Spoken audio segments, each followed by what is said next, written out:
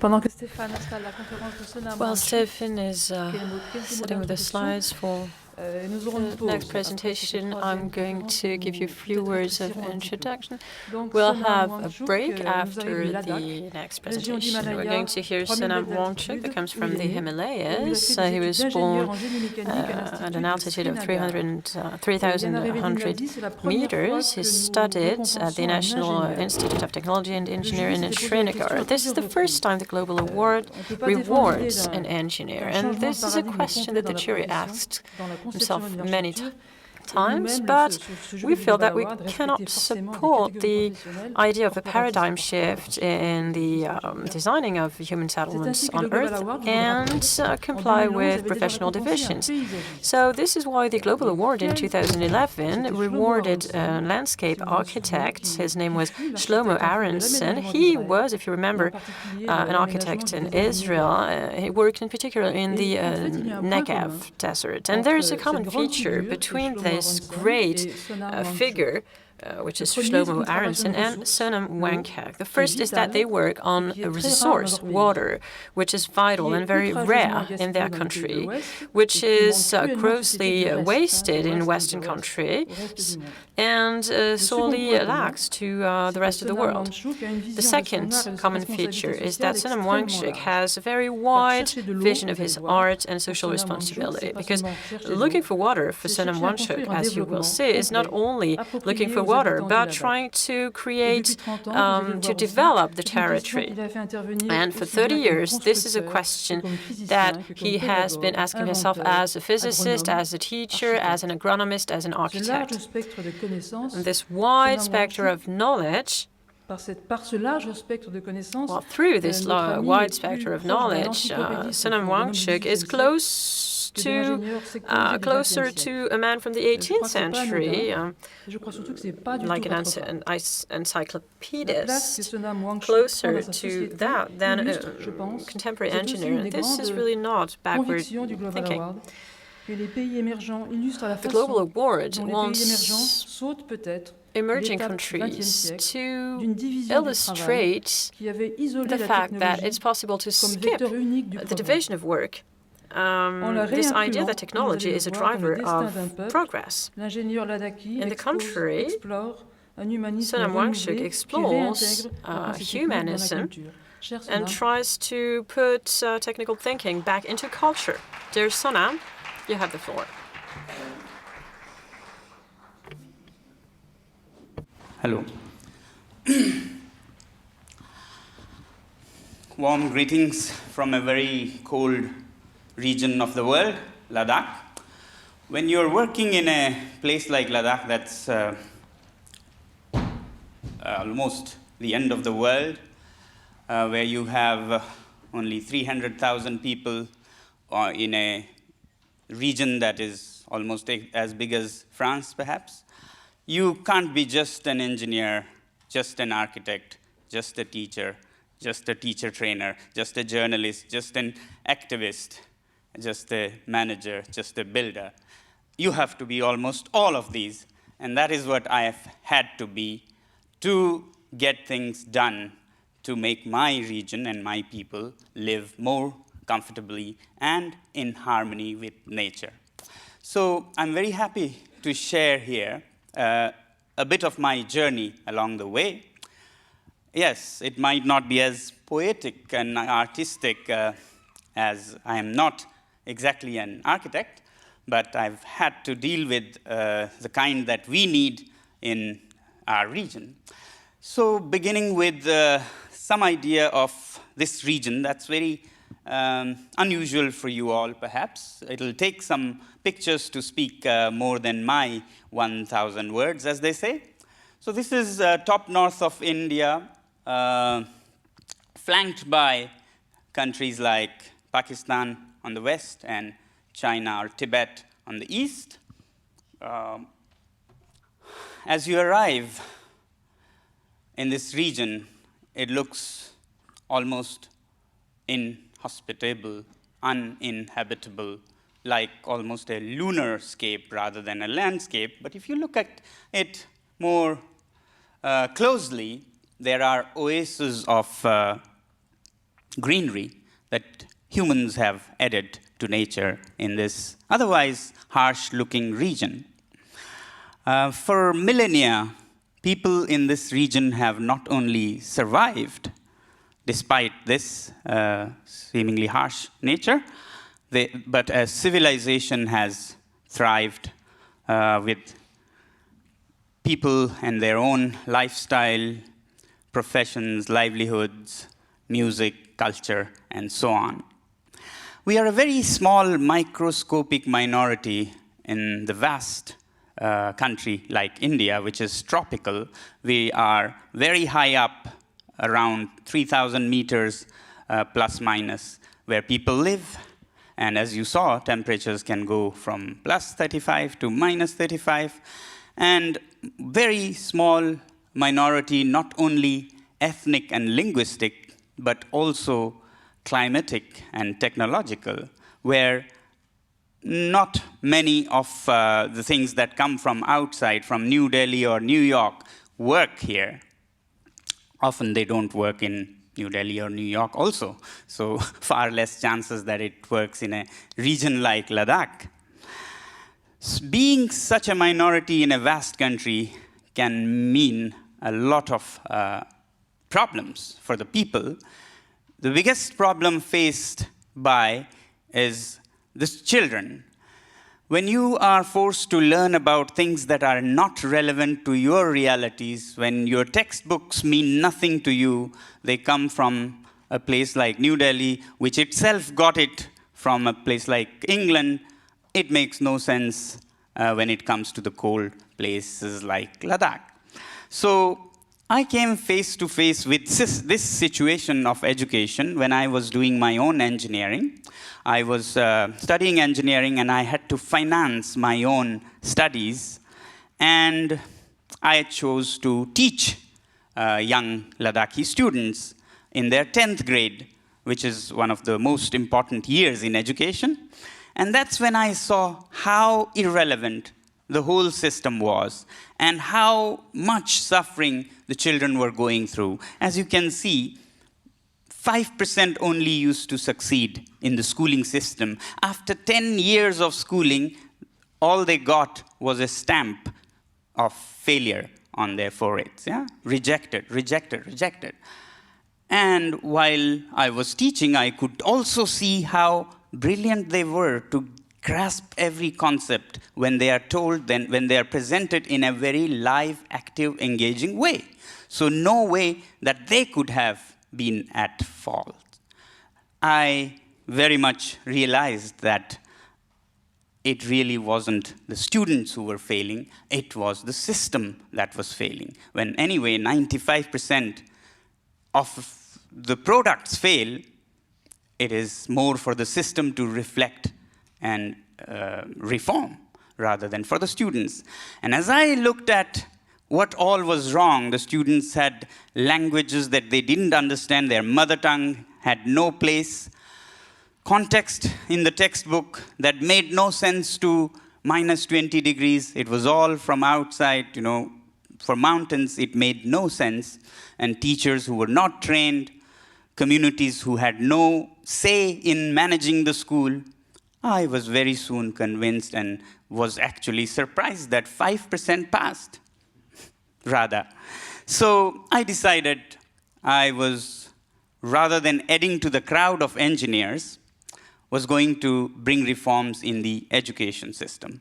So I worked with like-minded people who saw the problem and then worked with the government to improve the schools in the villages. And very soon things started changing also. With other friends, we started an organization called Students' Educational and Cultural Movement of Ladakh, or SECMOL, and then we launched a special project or operation called Operation New Hope, which was to bring reforms in the government schools, working together with the government. And very soon, things started changing also. From 5% success, it went on to 55% in some 6 years, and then slowly to 75%. At that point, we started thinking, 25% is very good, much lower, but then why should 25% also fail? It's not just a figure. If you ask the person, if you were in that percentage, even 1% would be very big and unacceptable. Otherwise, it's just a data or a figure. But if it involves you, then it is very big. So we thought of now also working for those who still failed in the system. And this is where the story of education and innovation to solve the problems of people in the mountains starts, that I'll share with you. So for those who were rejected by the system, we started a very different school. For those who didn't learn the way they were taught, we thought they should learn the way they learn. And therefore, a special school, to begin with, it's very different in that here the criteria of admission is not your achievement and your ranking, but that you have failed in the system. Yeah? Those who have succeeded may be in the waiting list, but the first priority is people who have failed. And then we started doing things in a very different way from how schools do. So we believed that learning just by lecturing them and making them read and write and memorize doesn't help actually anybody, less so these students. And therefore, things should be more alive, more lively, more engaging, and engaging them in solving real problems of the world and using the theory of science, maths, and so on in doing so and making it unforgettable by doing so. So this school was different and an experiment in learning in different ways. Also in that, for myself and my colleagues, it was an experiment in seeing whether we can live in harmony with nature comfortably without destroying nature also. This school was designed to see if ecology, economy, and comfort, human comfort, can come together without costing the whole planet. Therefore, this school is completely off-grid, has no power connections. It's completely solar-powered for heating, for electricity, for all needs. It's built with natural materials like earth. And both of these, mind you, are most affordable, economic. Yeah? Nobody in the world who cannot afford soil under your feet. And nobody in the world who cannot afford sun right over your head. And if you have human resource or hands to make the two meet, then there could be nobody who could not afford a comfortable living on this planet. If it is possible in a place like Ladakh, it better be possible anywhere else. Sorry.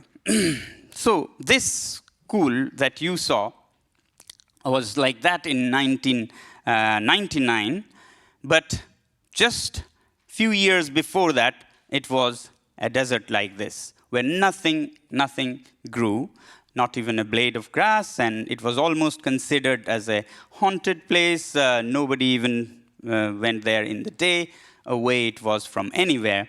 And we went there after a lot of scouting for site selection to make it possible to be powered by the sun and to be built with earth and a nursery of natural living. So from 94, when we moved there in tents, in parachute tents, in the spring of 94, we had a race against time to build at least one building to get into by October when temperatures fall below zero. So we wanted to leave one shore and, come head on so that we had a challenge to build it most efficiently. And therefore, we started by moving there and started building. And by 99, you saw it was turned into a campus on the bank of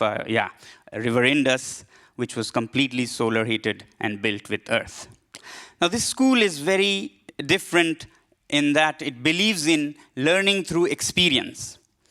And to do that, rather than changing things in classrooms and textbooks, we live in a learning way. The school is run like a little country by the students themselves. There's very little intervention except for some guidance by adults. The students run it like a little country and have a government, little government with an elected leader that changes every 2 months.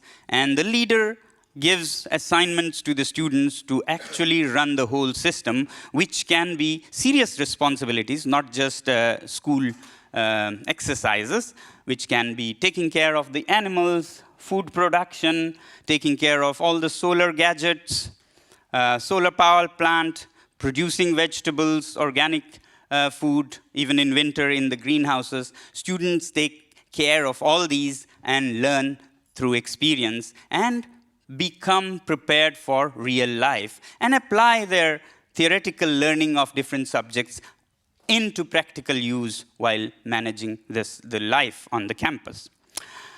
To build the campus completely in earth was one of our dreams, because these were the days when Ladakh was under a sort of an onslaught of materials like concrete, cement from outside, which were seen as something more modern by the people. But we didn't see why, just because something was coming from outside, it had to be better. Why shouldn't what we have and what our ancestors have been doing be improved rather than be thrown away? So we wanted to build with a material like earth that's free of cost for everybody, and to learn that together with the students. It was a process of learning for the students also. We would go to all the ancient forts and palaces of Ladakh, which are from 500 to 800 years old, and which have lasted in the elements, exposed to all the sun, the rain, and so on,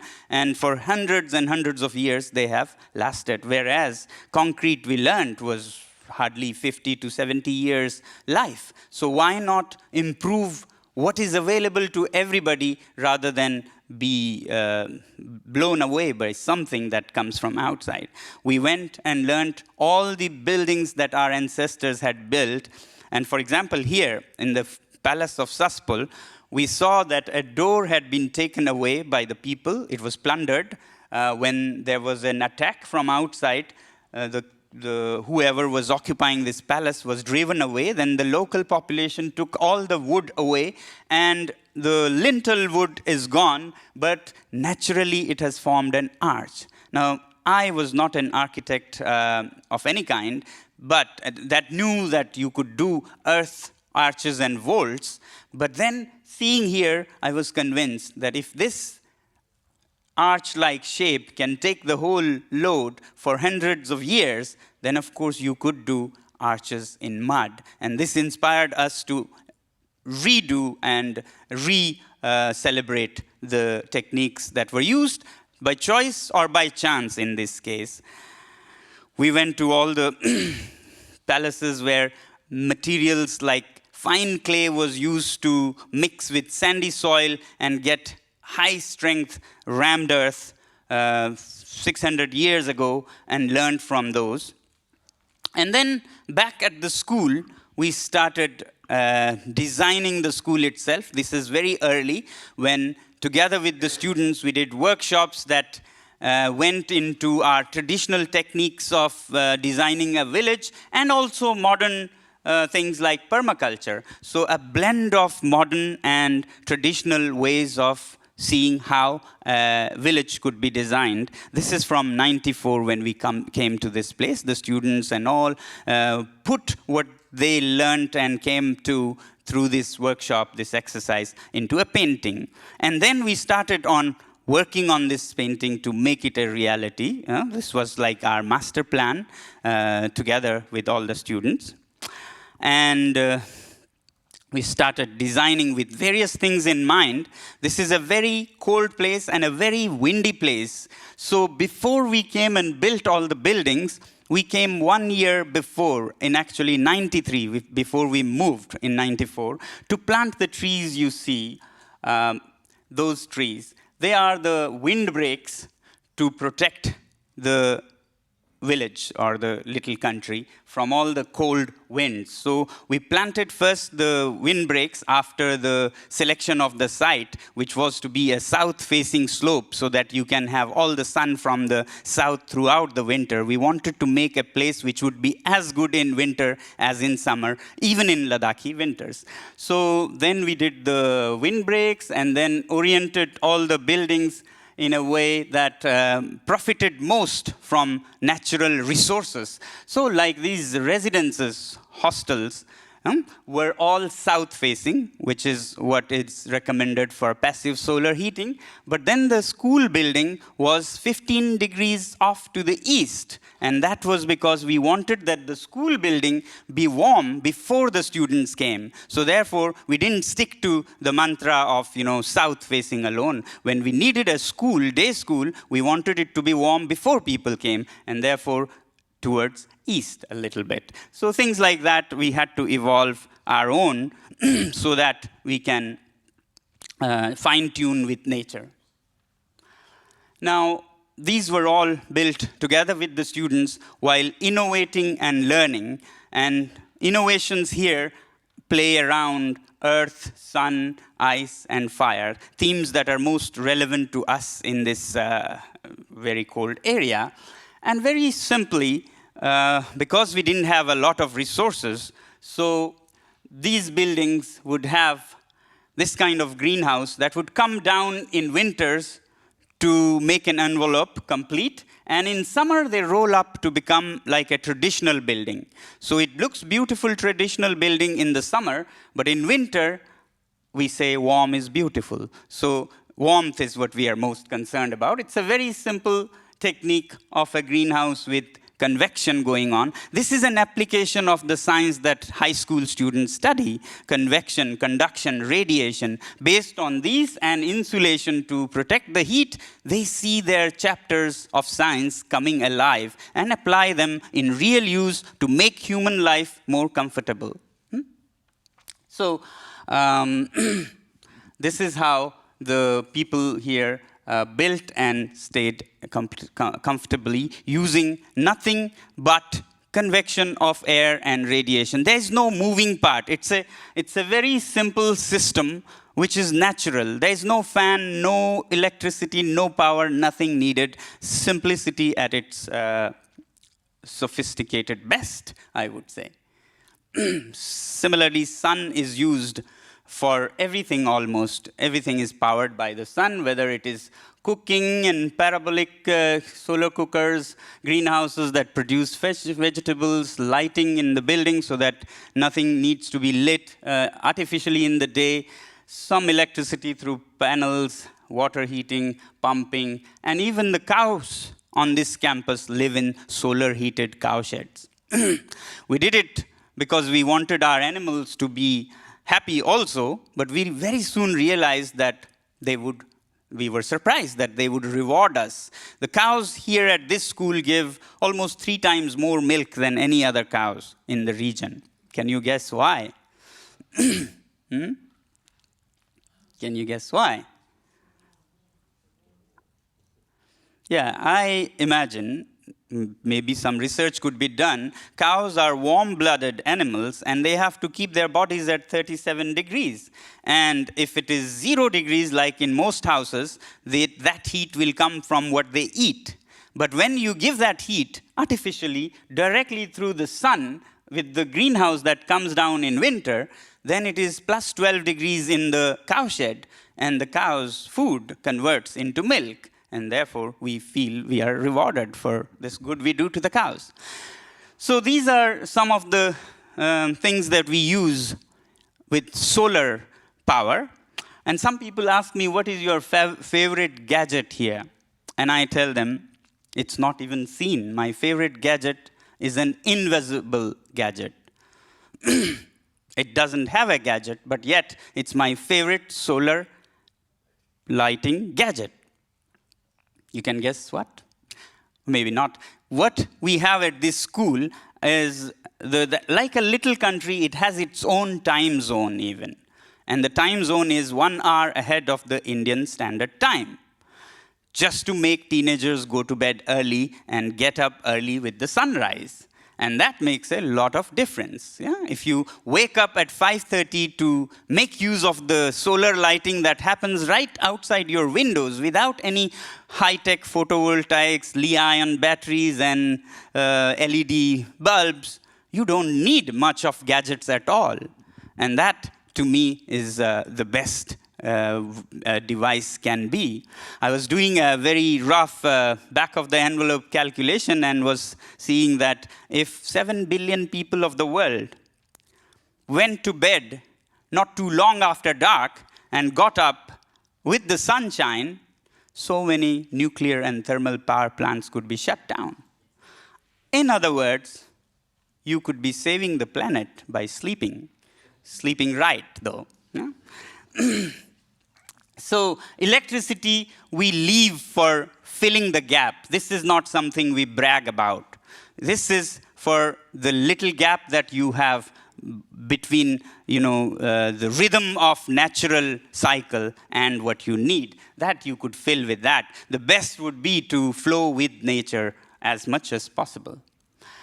So while doing these things in Ladakh, 2008 to 10 was a very special year for me.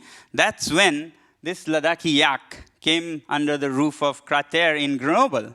And it was a great turning point in my life and the use of earth as a material and the confidence in the material in Ladakh itself. I'm truly grateful to Patrice Doat, who is here.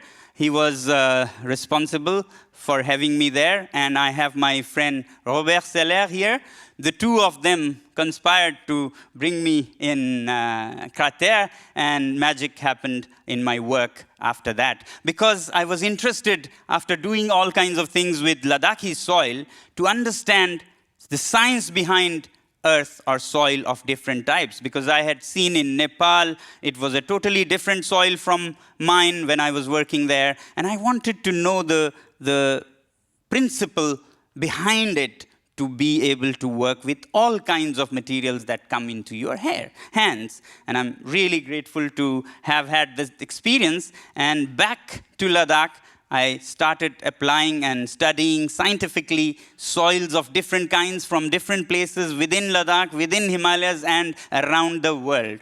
So I went on a tour again, what I call a pilgrimage of earth, to different parts of Ladakh, back to these forts and fortresses, analyzing what was done by our ancestors and how actually they had done and what we could do today to make such things last for hundreds of years. In a way, a kind of reverse engineering to see what has worked from our ancestors and the best ones, how can we recreate them. So I've been studying that at different places, like the fort of Saspol, again, something that can keep such wide gaping arches, strong and there. I started studying how it was done by our ancestors, and some places I saw that they had even reinforced it with the shrubs of different kinds and analyzed all the soils to find what went into this. And to my greatest surprise, sometimes I found what I thought was an invention, using a soup of clay in sandy soil to make any soil a good soil, I thought was an invention, only to find that 500, 800 years ago, they did the same. So it was a pilgrimage of learning, a journey of learning what our ancestors did, because only the best have survived, and of that best ones, we better understand and learn. Similarly, the other palaces in Basgo, learning about what lies in, so analyzing and reverse learning. Then I went on a pilgrimage around the world where earth is used for building. From Nepal, where different kinds of rammed earth is done in different ways, to Tibet, where communities come together and help each other with the community system of building with earth, to Sikkim, where there had been a big earthquake in 2014, I think, to study what failed and what could be done to improve things, to Bhutan, where this is quite alive yet challenged, this kind of rammed earth building with cement and other modern materials coming. And now I'm working with them to revive as much in the Himalayas as in Ladakh, to South India, where Auroville and other organizations are trying their bit to bring these techniques back, to North America, where it's highly mechanized, to see how efficient, how green, how brown earth buildings become. I was studying the use of fuels and CO2 emissions per meter cube of earth buildings in different continents. To Australia, where a lot of cement is mixed in rammed earth and more than necessary, all different kinds. And of course, in Europe, in France, where I studied at Crater. Now, back in Ladakh, learning from our history and learning from the present world parallelly, we started an entrepreneurship hub so that we can pass on the learnings to people who could deliver it to people in need. Because as a school, we could not help people to build houses like we had. People would come and say, your houses stay at plus 15 in winter. How do you do it? Can we do it? You can't tell them in an hour-long lecture. So what we did was to start this entrepreneurship hub and train young students from our own school to become builders who could go and design and build a solar-heated mud building at a telephone call. So people get a service and the students get a very interesting green career for their own lives, a livelihood. So Sheshjon Entrepreneurship Hub that helps these young people to become builders and take the knowledge and experience from our ancestors and the world to the people who still want to build. And our strategy has been very different in Ladakh. Many times, people in the world think of earth as a poor people's material. Yeah?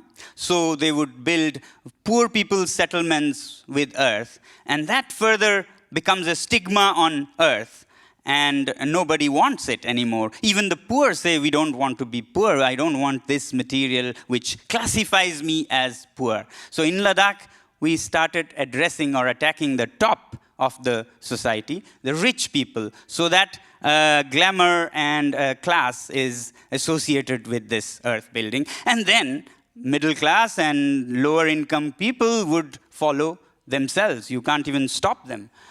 So we started building buildings like these for people who could afford these. These go without any heating whole winter, and it's like contemporary rammed earth with industrial double glazing and a sophisticated convection and conduction radiation system of all still passive. Nothing is active in it. And the family doesn't need to do any heating of any kind, even in Ladakhi winters. And inside, it's a blend of tradition and modernity, still very simple. And you can see the mud arches. As I said, we got confidence from seeing our very ancient buildings, which had become, arch-like just by nature. But then we continue to produce more young people who would know these techniques of our ancestors, both for becoming entrepreneurs to build in urban areas, but more importantly, to revive it in rural areas where also concrete and things are making inroads. So we want to revive and make people see that just because it's free, it doesn't have to be bad. Just because earth is free is the only reason I can think of that it doesn't attract attention. If earth, soil, was so rare that companies like Lafarge could sell in bags, there'd be so much work done on earth, there'd be so much publicity around earth, and perhaps everybody would want earth. But because we're so unfortunate, because it is in plenty right under our feet, we don't seem to value it. But not for long, I suppose. We are at least preparing our next generation to value the material and learn the knowledge, the skills to use it through our school and through different festivals and courses. And to create this, fundamental education, as we say. Students using different kinds of ways, in fun ways, learning as it should be, to start with simple things like their chicken coop, and then slowly start building more serious things also. Now, something about, after sun and earth, about ice. Ice is a very important thing in the high mountains. With climate change and global warming, our system in places like Ladakh is becoming more and more precarious. Ladakh, life was possible only thanks to glaciers, water from tens of thousands of years ago. And the melting of these glaciers is the only reason we are able to be in a place like Ladakh. Every village that you go to is located on a stream that comes from high valleys with glaciers and flows into the Indus River in the Leh region and other rivers in other regions. So every village is where there is a stream. And we saw that the limit of how much land our ancestors could green was dependent not on just the precipitation or the flow in the stream, but it was actually dependent on the flow in the months of April, May, the spring season flow in the stream. And with glaciers melting away, this becomes even more erratic. Very small flows in springtime. When everybody needs water, there is still not enough water in the springs, in the streams in springtime. That's also because the natural glaciers melt or start melting in June and July. So June and July, you have even floods. And that in August and September, there is some rain also, and which slowly comes into streams through November, December, January even. But in April and May, when there is only a small flow, everybody wants water. So our idea here 3 years ago, together with my students, was to see if we can freeze the water that goes waste in winter when nobody needs, goes into the stream or Indus and the Arabian Sea. Can we freeze it so that we can use it in April, May? Now, the problem was that if you have flat ice on the ground, like snow and ice, it melts away very quickly by end of March. So you can't keep it. Another idea was to take it to very high altitudes and freeze the stream.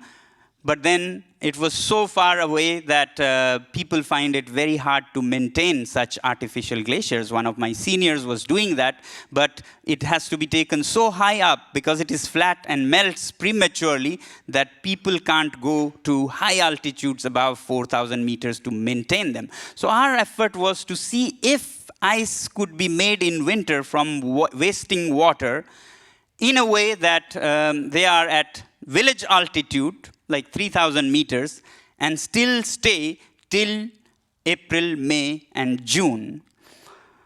This was considered impossible until I saw a big chunk of ice under a bridge in the month of May. Now, under a bridge in the month of May, temperatures are same. What it meant was that it's the direct sunlight that melts the ice, not the temperature which is summer-like. Yeah? So the idea is if you cut the sun, ice could be kept till late spring. But how do you cut the sun? What can you cover it with? And then we came to high school geometry or mathematics, that shapes like spheres, hemispheres, and cones have minimum surface area for the given volume. So we started thinking, actually the sun needs surface area. If we cut that and use a shape that has maximum volume, which is the water we need, then it may actually stay till late spring. So this was an hypothesis. If ice can be made to last till late spring by using a shape, and this was our prototype. We built a 2-story tall ice cone, which stayed till May 18th in the first experiment. Then we made pilots in a village. I'll tell you how it is done. Now this thing. I don't know if it will work. No. Can we click this? This should be an animation that should work. Is there somebody who can make this animation work? Okay, if not, I'll just explain that how it works. What we did was in the stream, we put a simple pipe, nothing but a pipe, and bring it downstream and away from the stream. And because we bring it downstream, there is a head difference and therefore a pressure built up in the pipe. And because of that pressure, due to gravity, no moving parts, no machines, no power, because of that, if you put a fountain here, the water will be sprayed into the -20 air. And when water is sprayed into -20 air, it loses its heat. Again, in high school science, it's called latent heat. When that is lost to the air, water drops down and freezes, and naturally takes the shape of a cone, as you can see here. So this is how we built this cone. Cone was the shape needed, but you didn't have to do anything to create this shape because naturally water makes a cone-like shape when it drips from any height. And in this case, the headwork, the source of water was 60 meters higher in the stream, 2.3 kilometers away. And because of the pressure, you see this fountain coming out here.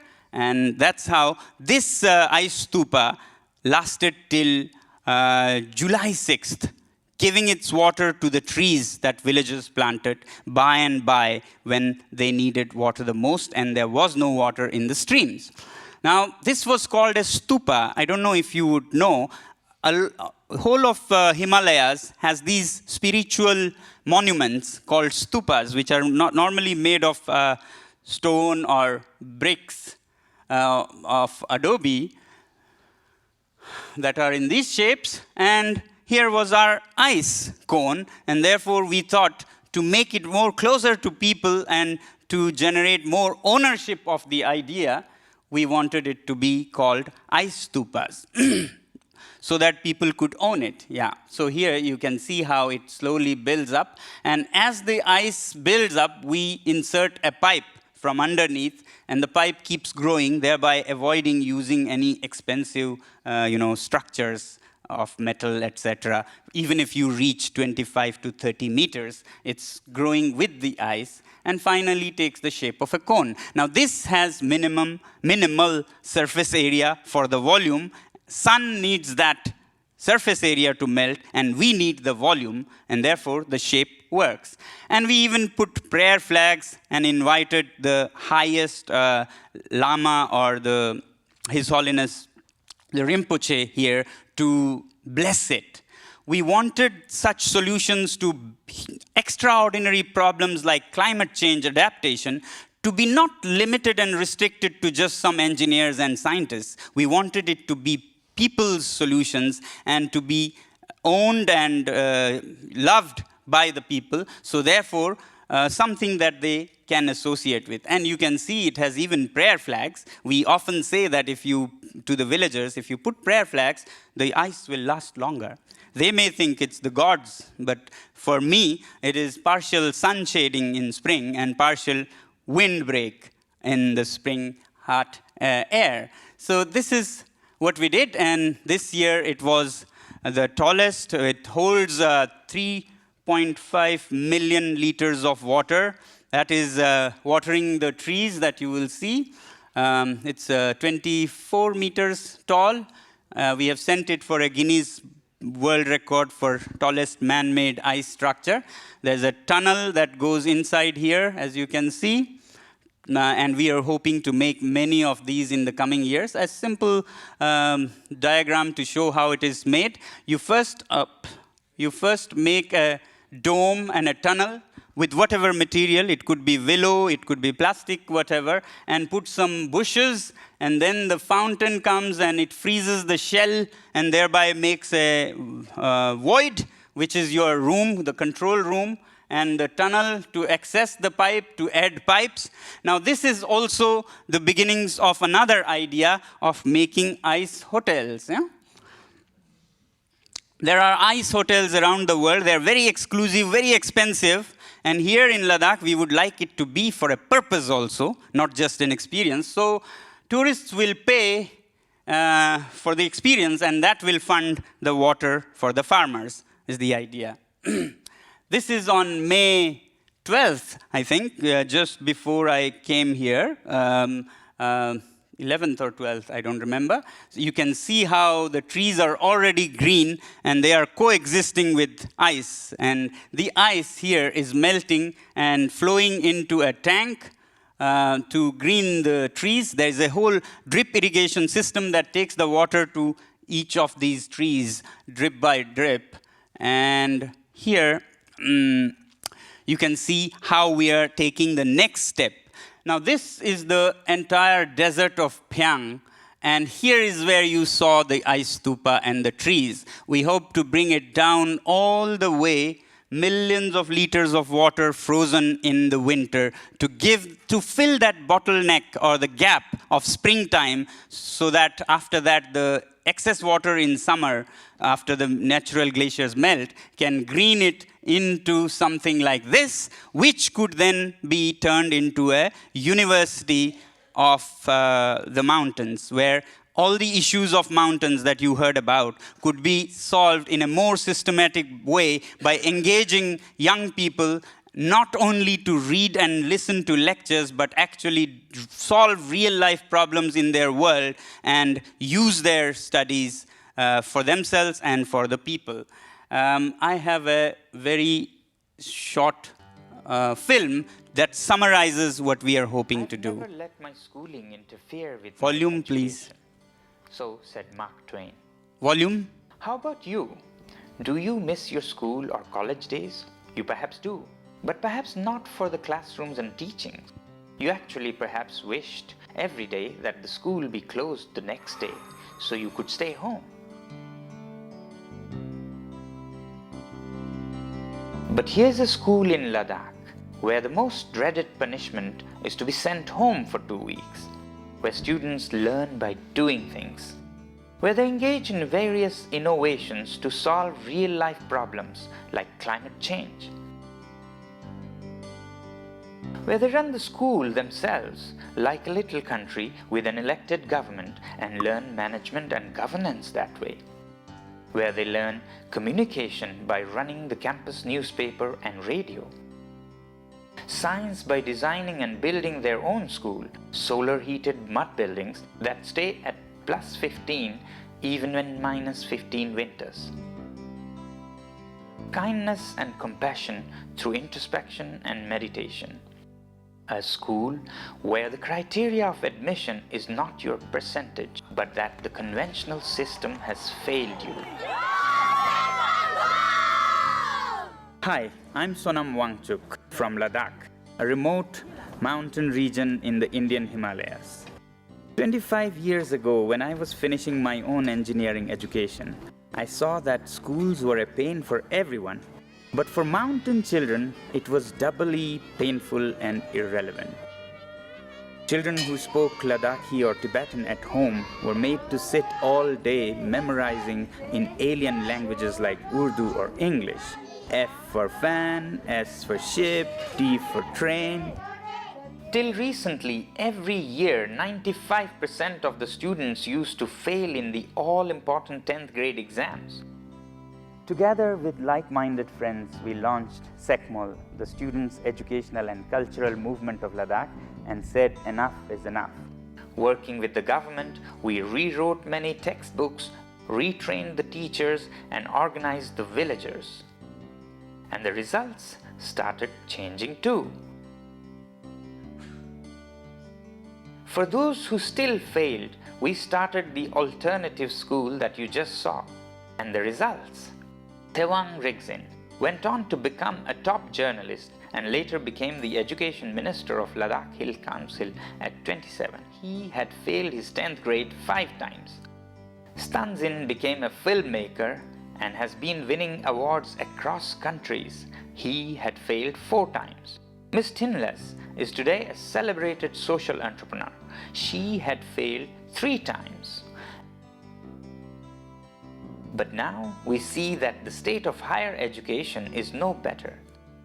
Not only for Ladakhis, who of course are doubly disadvantaged again, but for you in the big cities too. It's time we change this. We in Ladakh are dreaming again. This time our dream is to create an alternative university that will use all our learnings from the past 25 years. Once again, a hands-on doers university, where the School of Business runs real-life companies on campus. The School of Tourism runs high-end hotels and simple homestays. The School of Education runs innovative schools. The revenues from these sustain the university while the students get free higher education and of course hands-on experience. But this is more than a dream now. His Holiness Chetsang Rinpoche, one of the top spiritual leaders in Tibetan Buddhism after His Holiness the Dalai Lama, is supporting this cause as the chief patron.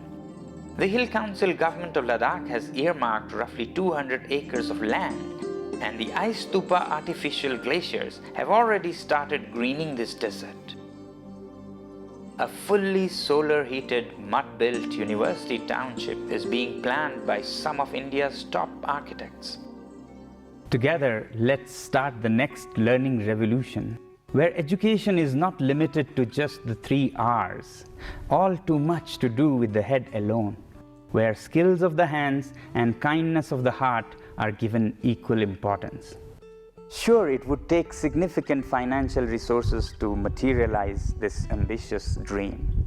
Recently, I was awarded the prestigious Rolex Award for Enterprise for the Ice Stupa artificial glaciers. Sonam Wangchuk. I contribute my Rolex Award as a seed for this cause. Thank you very much. I have decided to contribute the roughly 1 crore rupees as a seed fund to finally raise 150 crore rupees for the first phase of the project. And I very much hope that you all will join me and match this contribution according to your capacities. Together, we can change the face of higher education forever, not just for Ladakh, but for the whole world. So join us. The future has already begun. Thank you. Thank you very much. Thank you.